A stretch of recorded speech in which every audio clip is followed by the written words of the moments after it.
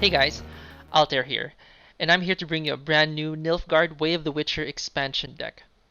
As you all know, the new expansion just came out a few days ago, and Gwent is definitely popping. There are a lot of people playing, there are a lot of new cards that we can take advantage of, and the interactions of those new cards with our older cards are just some of the effects are just out of the, or they're just bonkers.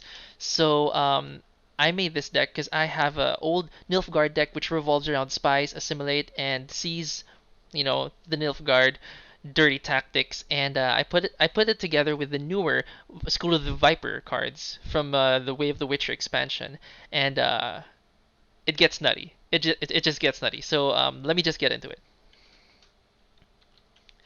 So as I said, this deck is very Nilfgaardy. It's a lot of dirty tricks. You're putting a lot of big point slammy cards on the board really early in the game, and the focus of this deck is basically you wanna take your opponent's best cards. You want to take your opponent's highest costing provision cards, and you're gonna use it against them. Uh, Another good thing about this deck is it's really good in thinning. We have a lot of cards in there that help with the consistency of the deck. So you're going to have access to most of your key cards 90% of the time. I usually finish most games with only bronzes left in my deck, so it works really well that way. And one other thing is it's a great counter to the most annoying deck.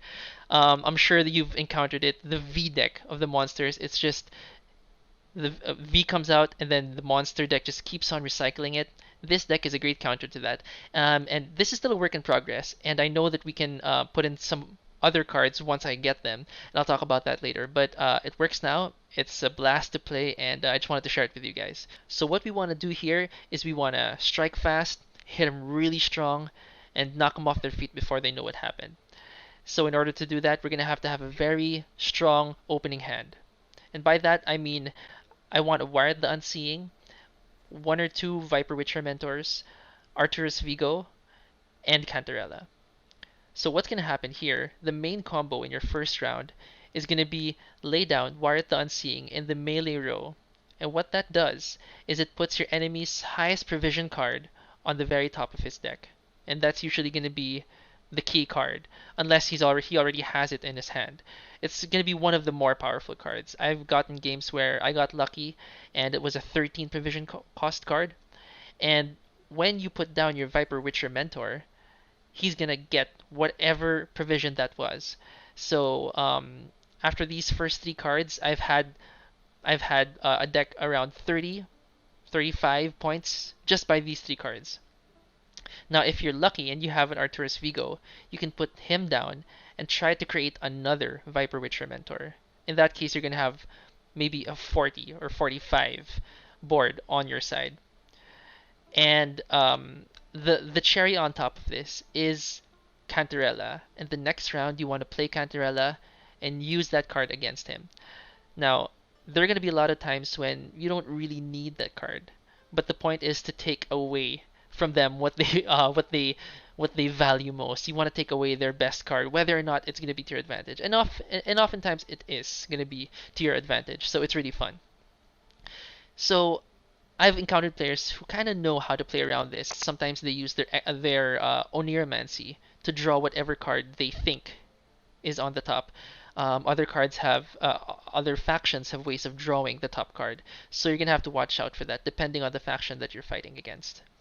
But basically, that's your round one.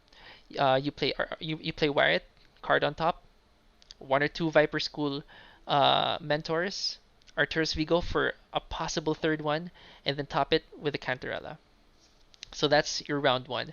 As you can see, the deck has great tempo. We're putting a lot of point slammy cards on the board on our side, and it's going to be really hard for the enemy to find ways to catch up with you. So the objective of this is to win round one, because you really want last say for round three. But in case you do lose on the first round, there are also some ways that we can get around it. If you lose, then we can probably throw in a Nilfgaardian Knight to get advantage, because it's a 7 point body in the board, and it's going to be hard for the enemy to top that off.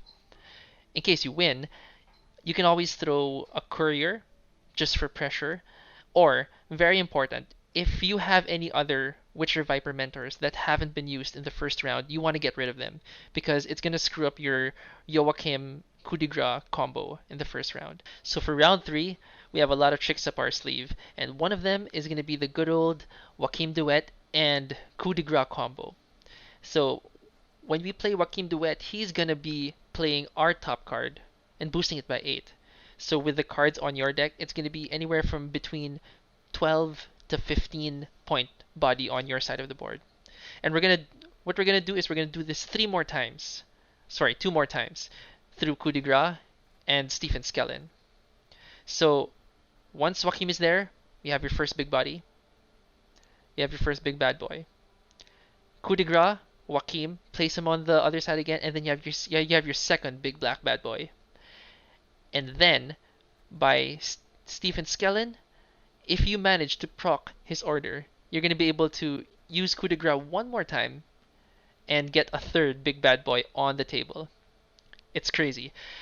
And it's really fun. So the enemy's going to be scampering to try to find removal for your big bodies on your side. At this point, your enemy's probably running out of removal or has already used it on one of your big bad boys. And that's cool because we still have one more trick up our sleeve, and that revolves around locks. So these locks are going to be given to you by either the Van Morleheim Hunter or your leader ability, Imposter.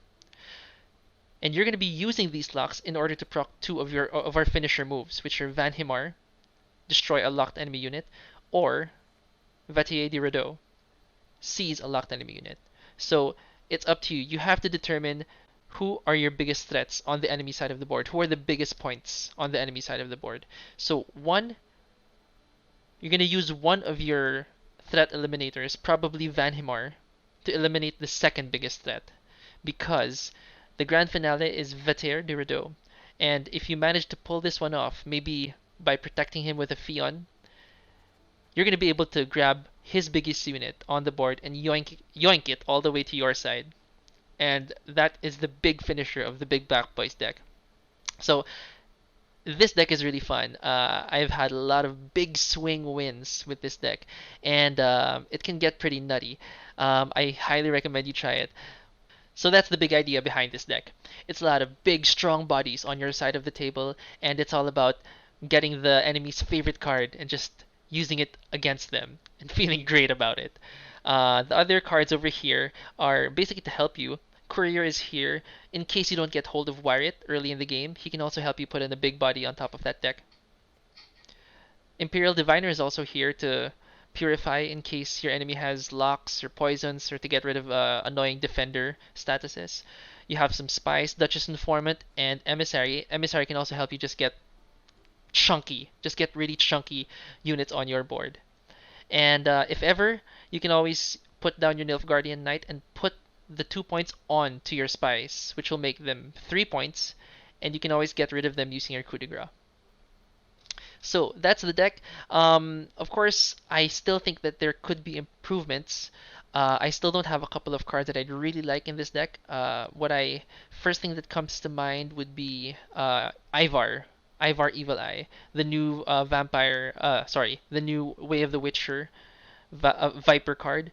I think is really cool, and that's another great way to get rid of V.